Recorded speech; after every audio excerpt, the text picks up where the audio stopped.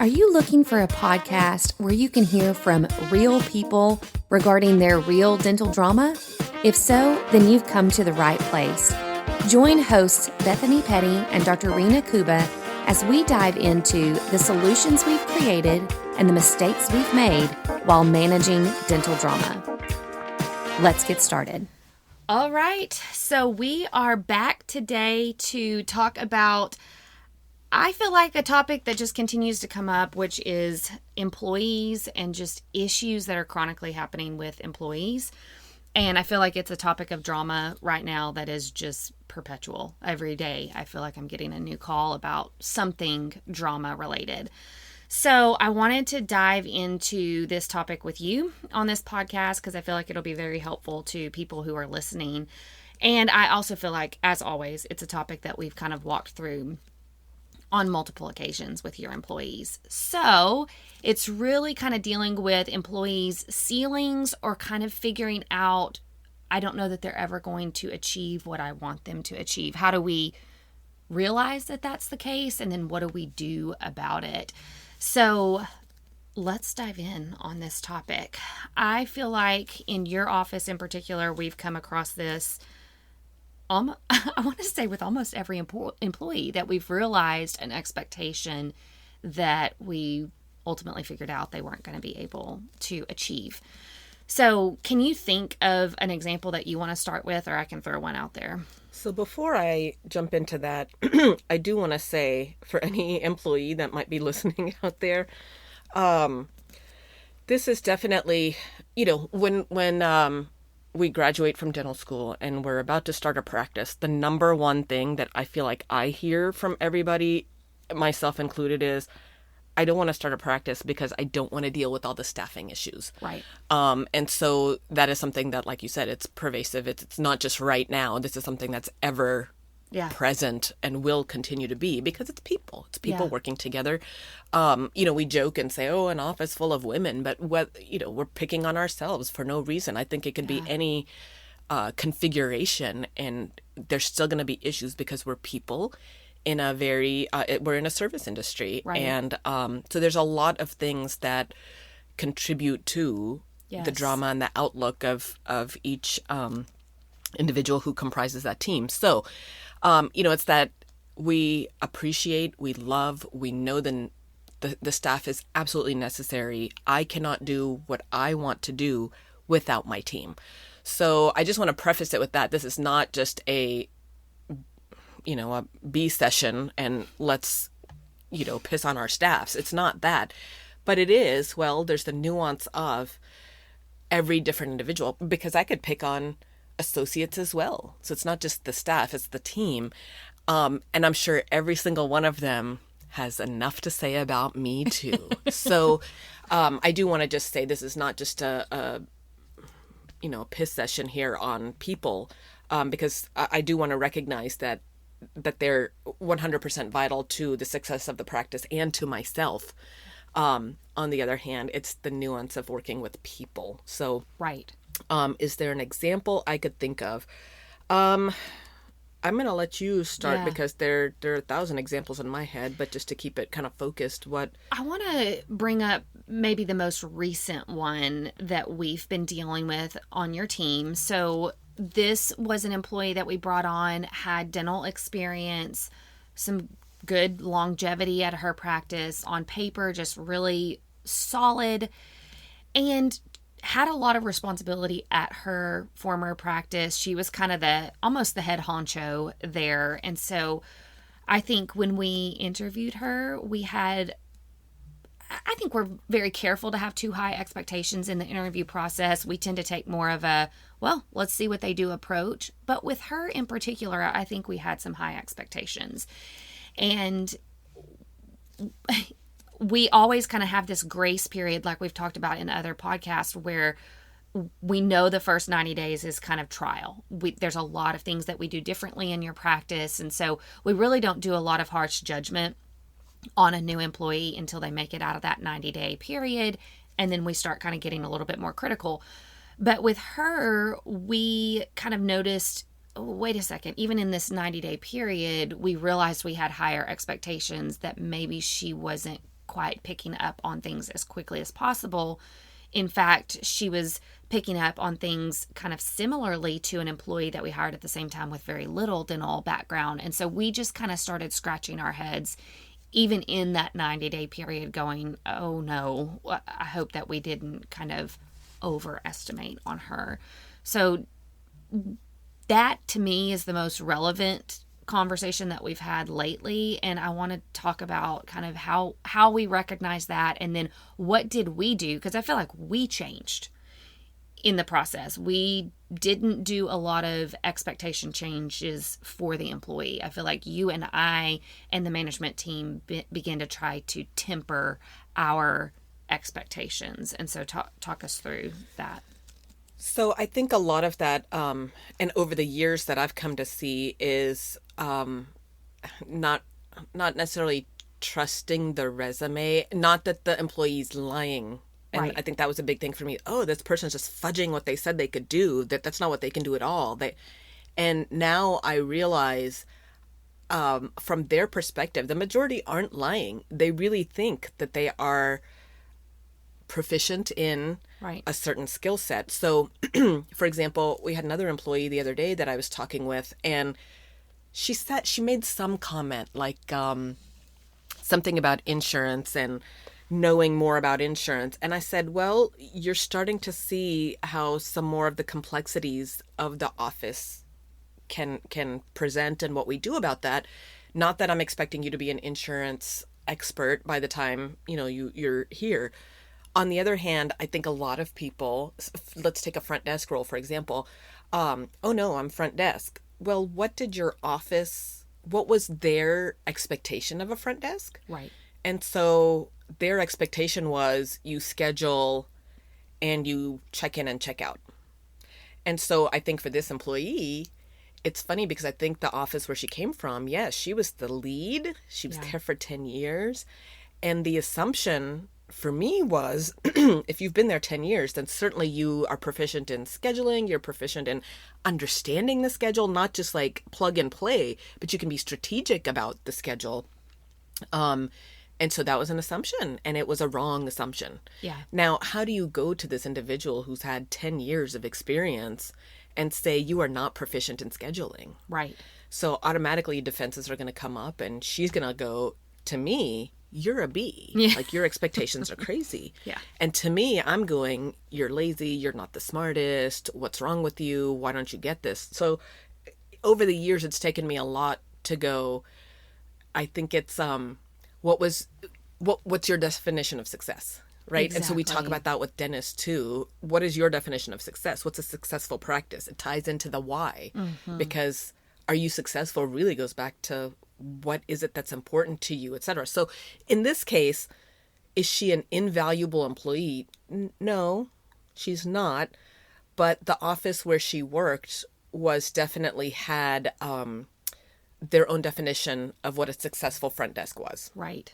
And that is not at all what our front desk does. So for us then, really the 90 days, I've started envisioning that as what are the soft skills, if that's the right verbiage. Yeah. So if you don't know Dentrix, this is what we have, fine. I'll figure out how to train you on that. I'm really looking at the 90 days as, do you show up on time? Do you have the same values and philosophy as the office has? Are you getting along with the rest of the team? Do you seem respectful, etc.? Yeah. And then we start working on the hard, what is your skill set? How quickly can you learn? And where do we juggle and move that around? Because you could come in with being a super proficient scheduler, as I view a proficient scheduler. Right. But then the entire office hates you and there's no point. So I think to me, those basic principles matter there. But it does come to a point then where these are the tasks I need you to be proficient in.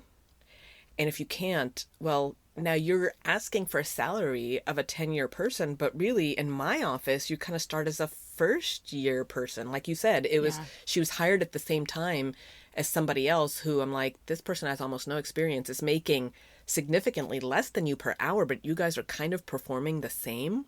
And so that sheds a lot of light on whether this employee is going to make it in our office or not. Right. And certainly, I think from what you're saying, from our viewpoint, to tailor our expectations, I've really kind of had to start thinking about it as, what could a new person learn and do? And what do you bring? Because even if you do it different, there's certain principles you should be bringing after years of experience. Right. And I think that's where we were kind of surprised with this employee. She doesn't bring that experience level of even strategic thinking. For 10 years, she's been a plug and play. Mm-hmm. Here, all the new patients go in this column, all the this go in that column. Well, I need you to be a little more strategic in your thinking. Does it make sense to XYZ? Right. And she's not really proven that she's capable in that. So for me, then it's like, am I undoing 10 years of what you have been trained in? Are you, quote, smart enough to start figuring out, or do you want to? Yes. Is it a thing of you can't? Or how far are you pushing yourself? Are you taking more Dentrix courses? Are you taking more, embracing the opportunities for learning? And if I don't see you really taking advantage of those things, then I start going, okay, so you've become very comfortable and this is really your ceiling. Right. This is where you have chosen your ceiling is. So I think that's part of it too, is teasing out.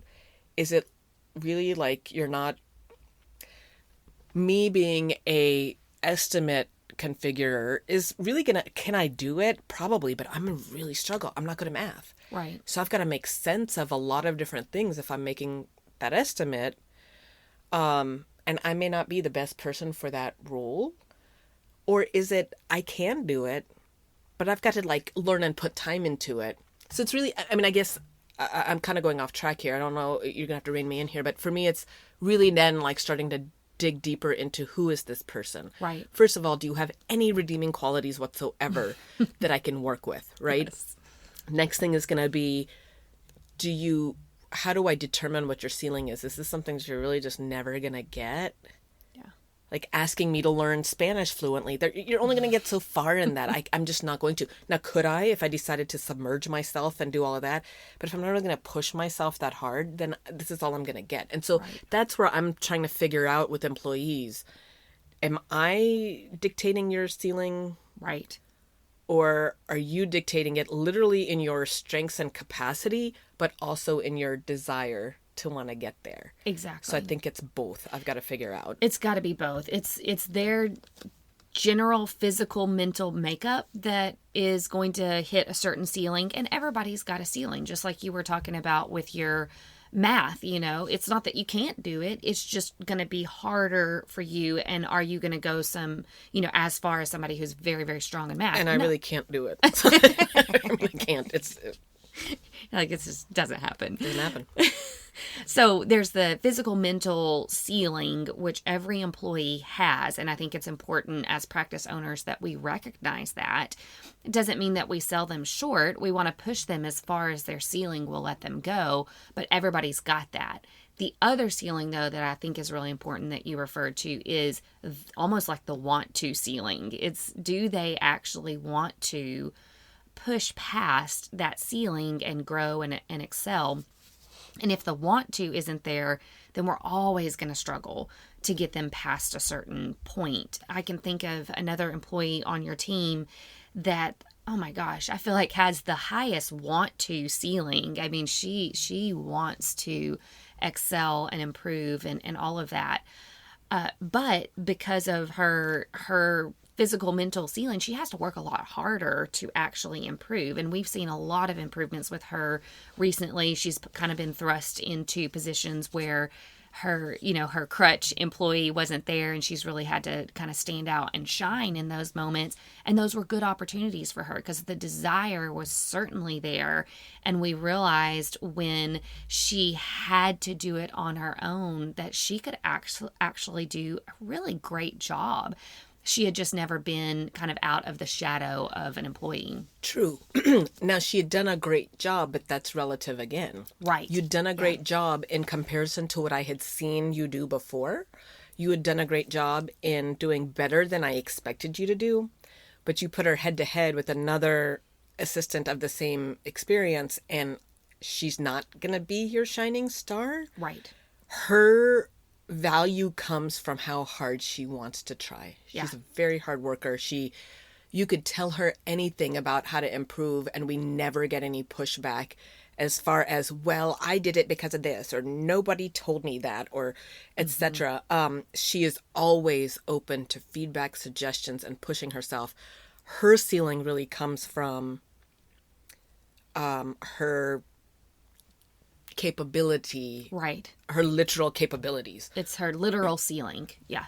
Right. And so as opposed to somebody else who I'm constantly going, can you not figure this out? Like, this is never going to be something that you're going to excel in. And I just need to decide, do you bring enough other value to the practice or not really? Like, the ceiling is really unacceptable here. And from the viewpoint of, am I restricting you? Because you might be the best employee in another office, kind of like this 10-year employee was. She was the rock star of their office. And I'm like, oh gosh, if that's your rock star, good grief. Yeah.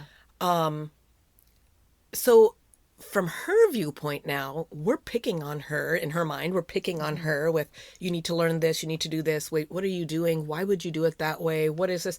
And so I've actually been kind of proud of her in that she is putting herself through the ringer, because she could easily go find another job that's just this kind of cut and paste, and just, you know, there's plenty of dental offices that are fine with just an average employee. In a specialty office, we can't really get away with that. You've got to have a couple of really strong points. And so in her case, I've been proud of her that she has stuck around long enough, because she's constantly being told, you're not doing this right. You're not doing that That's right. Hard. That's hard. After you've been the 10-year star in the other office, you're not used to being told you're not doing anything right. Right. You're the example. Everybody's like, oh, go do it like her. And in our office, I don't think she's ever gotten a, hey, go do it like her. No. So to hang in there long enough to want to improve your skill set, I'm very proud of her. But we are watching her carefully. How far can you come? At what point is your literal ceiling, and then also your desire? Where's that going to come to a head? So I think there's other people on my management team who are ready to give up on her. And I keep saying, guys, she's actually hung in there for a long time. Imagine being the head honcho and the head dog, not just even for a year or two, but for multiple years. And now you're being told, you're not that. You're not that. So then that begs the question, is it us? Maybe you are all that in every other office. Maybe our office is the outlier. I don't think so in this case. I don't think so. I really do think that she was allowed to, the office she came from, customer service, was not the foremost priority in that office. Yeah. Which is neither here nor there. But it is in our office. Right. And so I think she's having to really kind of dig deep and relearn everything. And we're just sitting there watching going, how much can you relearn? Right. And a lot of that is, I think she's really smart. I think for her, it's going to be that other, is she going to push herself to continue to improve? Does she want it enough? Yeah. Does she want it enough to actually accelerate? And the fact that she has hung in for so long and has been willing to kind of take the punches of correction, some things having her stay there, and it makes you wonder, is it the want to that's really, coming into play there, that she's sticking around and putting up with a lot of critiques, almost all critiques, not a lot of like atta girls are coming at her. It's mostly critiques, and she's taking it and continuing to take it. So I think that is such a good example of how we, again, had an expectation of this person's ceiling, but you put her into a different scenario where our values are different, customer service being one of them. And in her former office, it's not that wasn't a value. It's just the execution of the tasks was more the value in the old office. And she can execute, but man, being able to execute and also have customer service at the forefront of your mind, that's a hard combo, and that's where she's really struggling, and we're giving her a lot of coaching and feedback on that.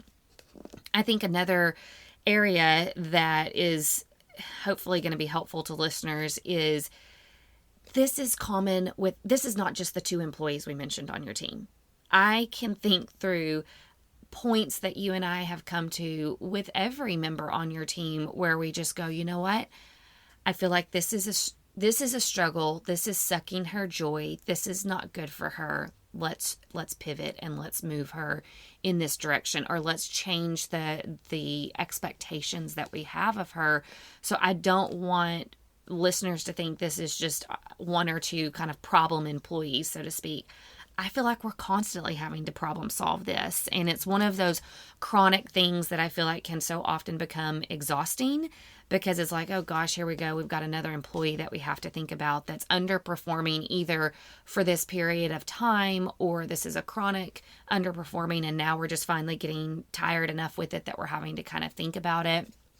I know lately, one of the biggest things that's been coming up is people who have been such, I hate to keep going back to pre-pandemic and post, but it's so relevant that I've met with so many clients that are like, oh my gosh, before the pandemic, this girl was my rock. She was so solid. Like, this is, she's what I needed. And then post-pandemic, life has changed. And now she's missing a lot more work, or she's having to, take off for seemingly random reasons now, or she'll take a mental health day, and where was that before? And so I feel like even some of those expectations, maybe it's not absolutely attached to her job. When she's there, she's great, but is she there consistently anymore? And so we're having to kind of reevaluate, do we need to reduce our expectations of this employee? And so I think that's where, as a practice owner, it gets super frustrating. Yeah. Because I think for me, I'm like, why am I constantly adjusting my expectations? Where are your expectations? Your expectation, you always want a raise. You want me to be nice to you. You want all of these things. And I have to deliver that. The job really hasn't changed. Yeah. The job is still, you're a dental assistant on your front desk. This is what comes with the job. You knew what you were getting into when you entered this industry. So why do I always have to pivot? Mm-hmm. And I think that's where a lot of dentists, we struggle with that. Yeah. Because to me, it's why do you think that you suddenly, it's okay for you not to show up on time? Mm-hmm. Why do you think it's suddenly okay for you to, like, you understand how the business works? We are a business. We need to keep our doors open. We work on school holidays. Mm-hmm. That's our busiest day. This is not new. This has been since time. And so why is it that I'm struggling with you, employee, now, and I'm having to tailor myself to your expectation? Right. And so I do have a lot of issue with that. Mm-hmm. And I know my colleagues do too. And then we go back to, it is what it is. I can love it, I can hate it, but whether I like it or not, I need a team. I can't do everything in the office by myself. And so I'm having to just talk myself off the ledge there. Yeah. And kind of say, okay, well, yes, it should be abundantly obvious that you cannot show up late, that you cannot take a 2-hour lunch, that you cannot like, you have all your wants, and why should I have to bend? But you know what? I guess I have to bend. Right. And it sucks. Yeah. It makes me upset many times. And I'm sure our listeners can relate to that. But you know what? It is what it is. So then I've got to go back to, again, do I want to keep practicing? Right. Yes. Do I want to cut my columns down and only see one column of patients because I only have 2 employees that I can get along with right now, and that are... No. So then I guess I need to pivot. So it's not, I wish I had a great answer going, hey, here's the magic recipe there's not. Right. And I think so then how I make peace with it, though, is I go back and I say, well, as a person, am I the same person that I was 15 years ago? Am I the same person that I was 5 years ago? So if my needs are changing and evolving, I have to expect that my employees are also changing and evolving, whether or not it's pandemic related. Right. Because I can't comment on that. You would know better on that than I would. But I would say for me, my girls were little 5 years ago, and my needs were very different than they are now. And so now we're coming to, honestly, it was easier when they were 2 and 3 years old. I just drop them off at daycare and pick them back up. It really wasn't that big deal. Now they're more in tune to time with mama and time at home and help with homework and all this. So it's like I need to be more present and aware for my girls, which means then I'm having to take less time at the office. Right. So if I'm in that boat, well, what about my employees? Mm-hmm.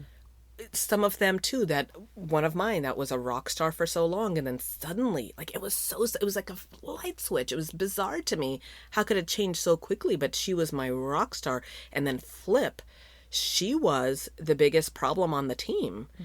And it took me a minute to realize that, because it wasn't on my radar that she would be the one that was the problem. Well, life evolves. Yeah. Her kid that was in elementary school, so it's easier to manage. Well, now he's in junior high, and her mom is getting sick and having these health issues, so she's having to be more present there. And she's got, so it goes back to life. And I think it's easy to just say, well, I still have a dental office, and I still have this, and I still need this, and I still need this. But I think, personally speaking, if I can acknowledge that I have a lot of different change, I'm getting older, things that I could do 5 years ago, I'm getting tired doing those same things now. And so if I'm evolving, my team's going to evolve too. Exactly. Then you throw in the pandemic, that it literally was a lot of changes. And our team's needs have changed. And so to sit there and be upset about it, I'm not saying you can't be upset about it. Right. Be upset about it and vent away. Right. But at the end of the day, it is what it is. And do you or do you not need the people is what I would say. Yeah. So if it's somebody that is somewhat expendable, and you're going, this person, like, I'm having to think about you, you're irritating me for whatever the reason. Yeah, bye. Right. And I'm going to function just fine. Great. But if the answer is, drat, I do need that person. Right. Unfortunately, it is us who's going to have to bend.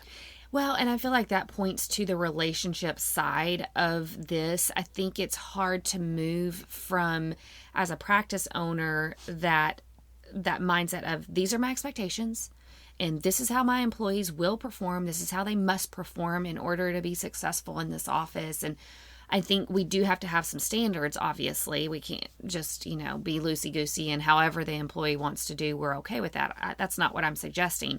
But I think there is this mindset that has to occur at some point where we go, okay, we're dealing with humans.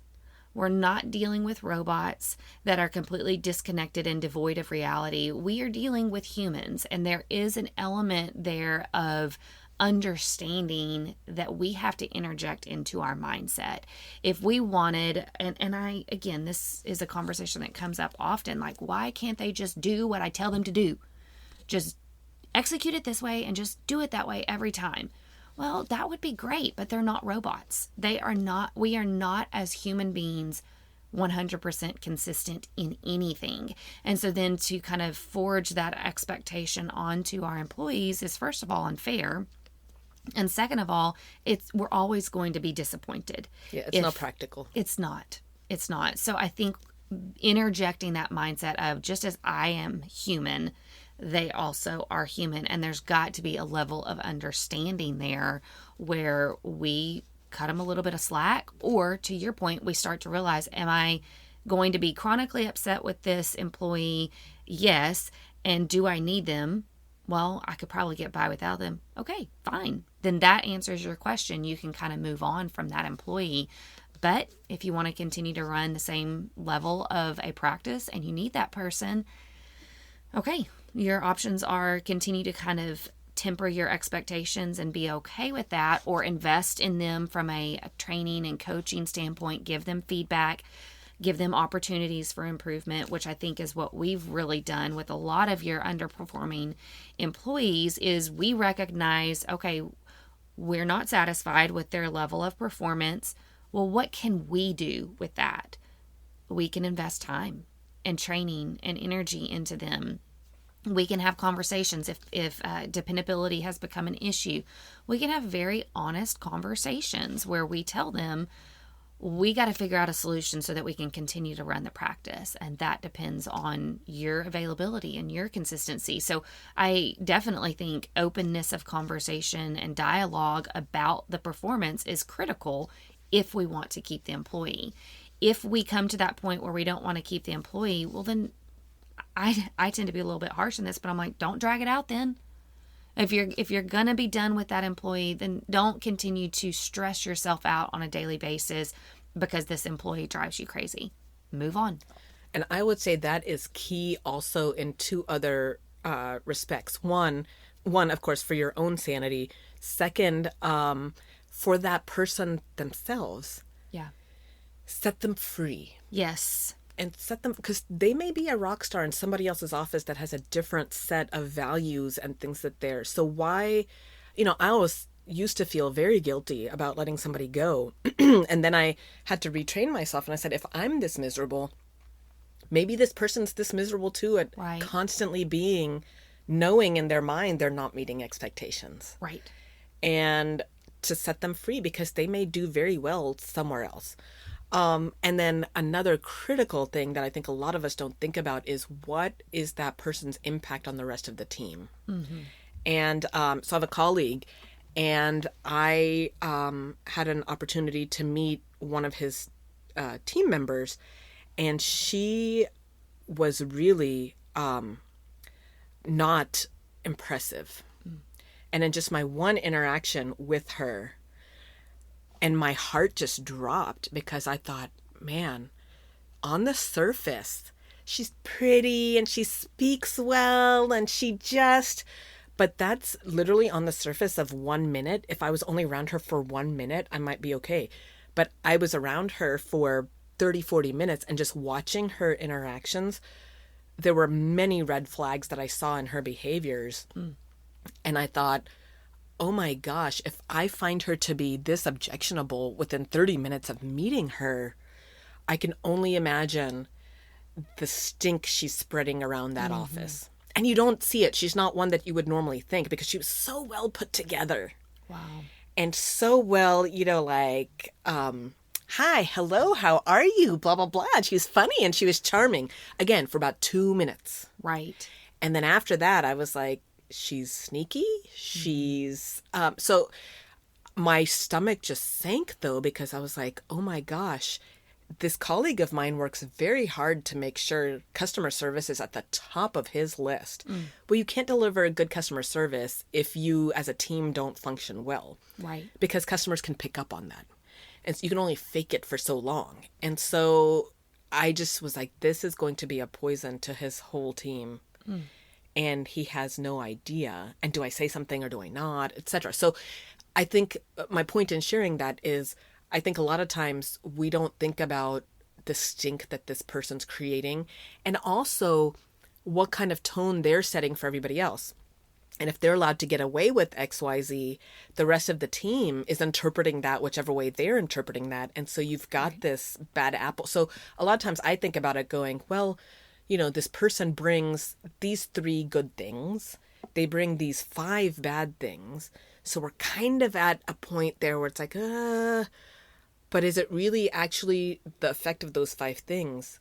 Does the team love that person? Right. And so therefore that 5 actually pales in comparison. It's just things that irritate me. But the rest of the team is like rallying around this person. So maybe it's not that bad. Or is it, these are 5 and I could be okay with it, but what is the impact on the rest of the culture and environment in the office? So that's such a good point. You've got to think a lot more about that. So going back to, again, this one employee that, she's taking it. I'm surprised she's still there. 8 months later, she's still there because I don't think a day goes by that she's not told at least 5 things that she messed up that day. And really, I don't think gets told much that she's doing great. No. No. To the point of when the latest thing came up that she was, quote, messing up, and I was talking with my management team and I said, okay, well, I will talk to her about this, but can you give me what she's doing positive? Give me 2 good things that you're like, you know what? She stinks at this and this and this, but here are 2 things that are redeeming factors. And my manager was like, I really don't have anything. Yeah. And I said, well, that's no a problem. No positives. 0 positives. Yes, that's a problem. Yeah. So then why is she here? Yeah. And I said, now before you answer that question, I want you to realize that if there's no positives, then why is she here? Let's let her be free. Mm-hmm. I don't know that I have anybody in mind to take her place, which means then you would take a lot of her tasks, and then the rest of these tasks would go to this employee, and the rest of the tasks would go to that employee. Because like we've talked about in our previous podcast, there may not be another good candidate to take that spot. Not for some time. Yep. And so, so that's where my manager paused and she went, oh, because she's realizing she's going to get a lot more work on her plate. Yeah. So is this employee really that bad? Really has no redeeming factors? Yeah. Or is it your expectation is she should be able to do these 10 things perfectly when she's really only doing 3 things? And even putting it that way as well to yourself as the owner, and if you've got a good management team in place to go, okay, is it so bad that that seat would be better if it were vacant?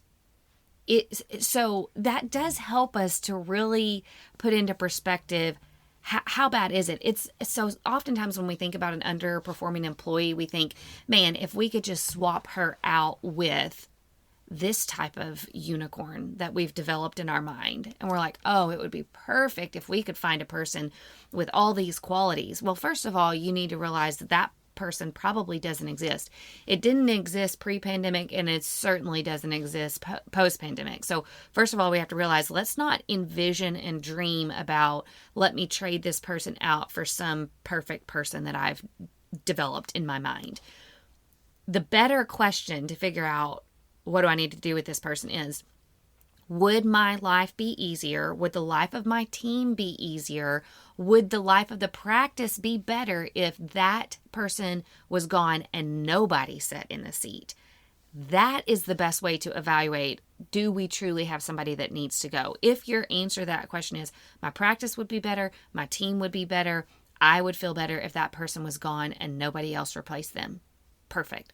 Then that means that employee needs to go. I recently had that conversation with a client, long-term employee, smart, has so much potential. She's just, again, she's a great employee in that way, from that ceiling level. She's smart, she's quick, she's an executor. But man, she's allowed life stuff to really get in the way. She's very inconsistent. The doctor doesn't know when she's going to be at work anymore because of childcare issues. And in addition, when she's there, she tends to be kind of a negative Nancy. She's constantly talking about things she shouldn't be talking about, and on her phone when she's got a spare moment. And so despite the fact that she's incredibly smart and gifted at execution, she's becoming very quickly one of those employees where it's like, she's a drag. She's a drag on the team. She's a drag on the doctor. It's a big stressor for this doctor. And so we posed that very question, like, would life be better without her? Would the practice be better without her? Would the team be stronger without her? And the answer was yes to every one of those. Honestly, I find, at least in our experience, those are the ones that I am always having a lot of heartache on, going, oh my gosh, this is the person I rely on this, and this for. But once they become a culture problem, because that's really what it boils down to, because the culture is, you show up, you're dependable, we know, etc. And every time I've had that and we've let that person go, it's funny how I've never missed the person at all. And it allows everybody else to come and rise and get higher on their ceiling than we knew was possible. Right. And they were such a stink bomb to the rest of the team. And I don't think, a lot of times you don't realize how taxing that is on the team to have somebody that they can't depend on. Because then you're in a constant state of flux and a constant state of tension. You're coming up with plan B and plan C and plan D. If this person shows up, then this. But if this person doesn't show up, then this. And then it's a lot of mental It's drain. crazy to think it's almost easier for them to just know. Nobody is filling that spot. And that becomes mentally palatable for them as opposed to the unknown. The unknown is harder. Which it's funny because we, as a real life example, how we've talked about this before, when my girls were little, my husband, there was a death in the family. He had to go to India for 2 weeks. And I just was beside myself going, it's all I can do to get these kids to daycare and get to work and do all of this with 2 of us. And now I'm going to be on my own. And darn if it wasn't the smoothest week. And so then it made me go, wait, is my husband useless? Is it what?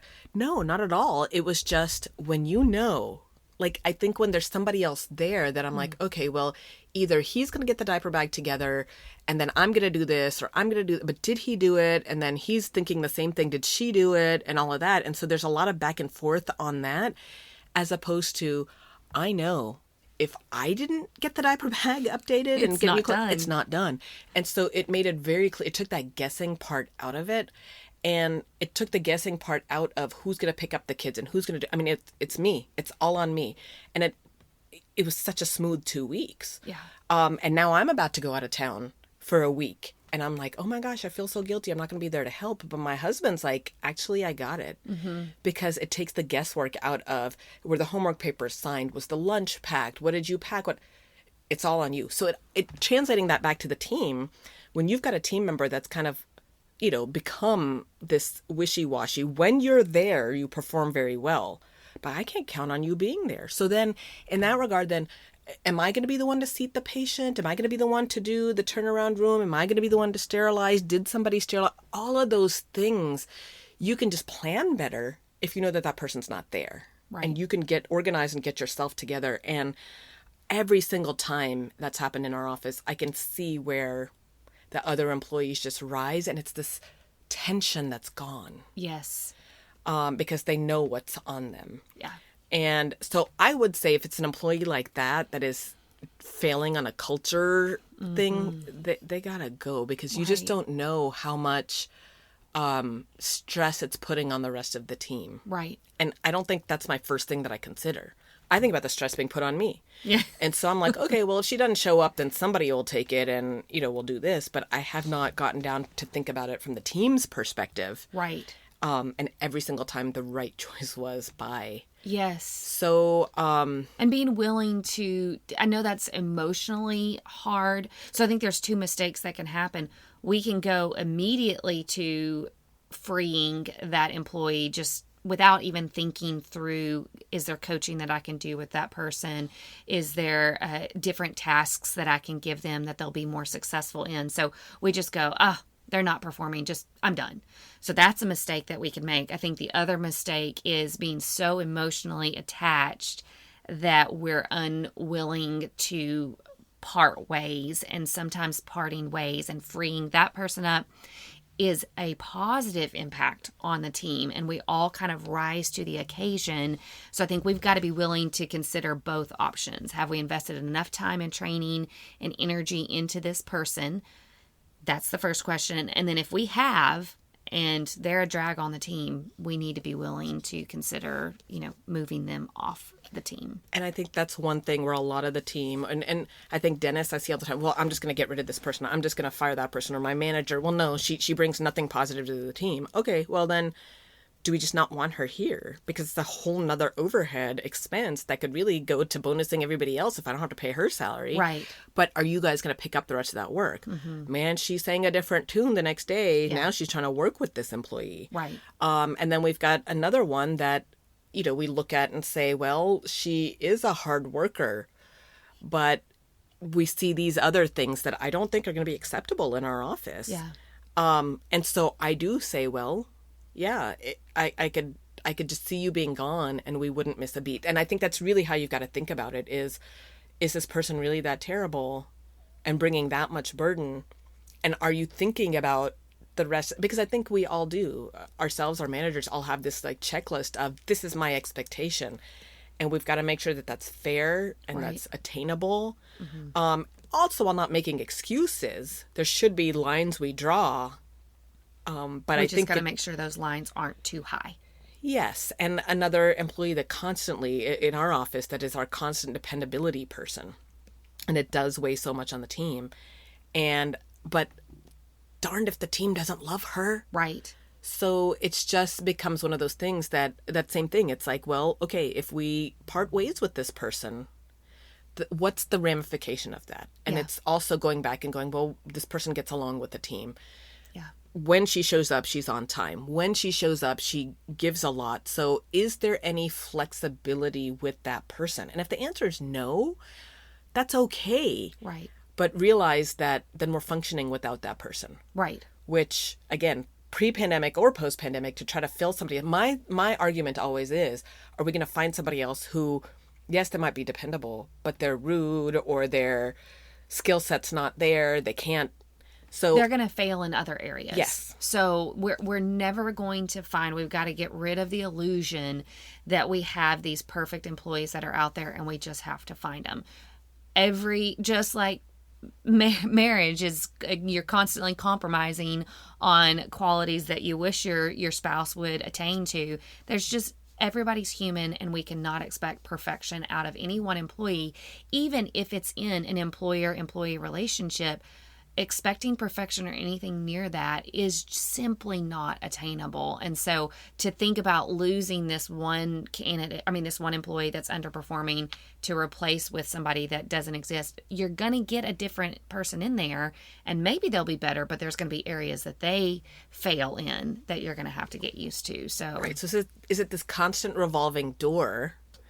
And at what point do you put the pause on it and go, okay, well, this is where the ceiling is. And at this time with my team, I can be a little bit more flex with XYZ because she brings this, and this. Right. If the answer truly is she's not bringing anything, and you can envision the office functioning just fine without. But I think that's where the like you said, the mistake comes in, is going, well, out with you, in with another one. Well, that person. And that's what I had to say to my manager. I said, okay, because we just put an ad out for front desk. And every experienced front desk person we didn't like. We ended up hiring the one that was new to dental. Right.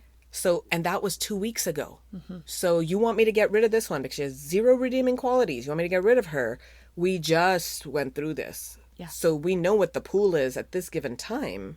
There's nobody, which means then that you will pick up this, so-and-so will pick up this, and so-and-so will pick up that. Do you feel like that's going to be is that going to make your attention easier? And in the past, she has said, yes. I would rather do it myself than have to deal with this person. Yeah. This time her response was, no. Okay, so she does have some redeeming factors. Stays. What are they? Yeah. And where can we work with her? Yeah. So yeah, it is. I wish if somebody was expecting out of this podcast that we were going to say, here you go. There's no magic answer. There's no unicorn. It's like you either compromise with keeping the employee on and investing in them or repurposing them, or you compromise in releasing them onto another office and dealing with a vacant seat, or the wild card of putting somebody new in that seat and starting to figure out what their weaknesses are and dealing with those. Those are really the options. And as depressing as that sounds, we're going to retitle this one the most depressing podcast you've ever listened to. Yes, the biggest letdown because you were expecting some amazing piece of news and advice that somehow somebody hadn't given you, and we had it today and we don't. What makes me feel better, though, is that this is across every industry. It's certainly not just dental. It's every single office and every single industry in the world. And I do go back and I think, okay, but I need these people to do what I do. Yeah. What I want to do, which is to see patients and provide this, I need these people there. So can I play nice? Right. Right. That's a good ending thought there that we need to leave with our listeners. Just think to yourself, can I play nice today? Can I choose to play nice today with these employees that have been given to me? So, all right, good topic. Thanks for chatting with me on it today. Thanks for joining the conversation today. We hope that you are comforted in knowing that you are not alone, but we also hope that you're walking away with some really great tips and tricks to try in your practice. We value your feedback, so please take a few moments to rate and review the podcast. Finally, we want to make sure that we're covering the topics that matter to you. So track us down on Facebook, Instagram, and Twitter, and let us know what topics you want us to cover. As always, please know that we are rooting for you today as you manage your dental drama.